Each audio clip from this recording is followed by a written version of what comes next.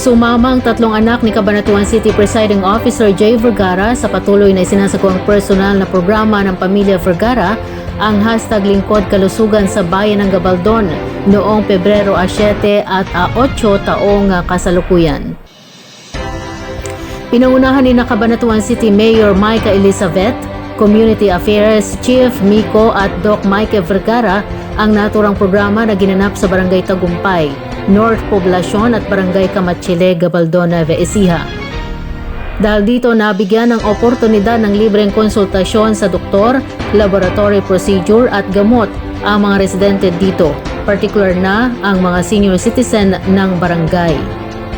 Naisakatuparan ito sa tulong na rin ng City Government of Cabanatuan, hangad ng Vergara family sa pangunguna ni Presiding Officer Jay Vergara at 3rd District Congressman Rosana Ria Vergara na makapaghatid ng tulong sa bawat mamamayan sa abot ng kanilang makakaya.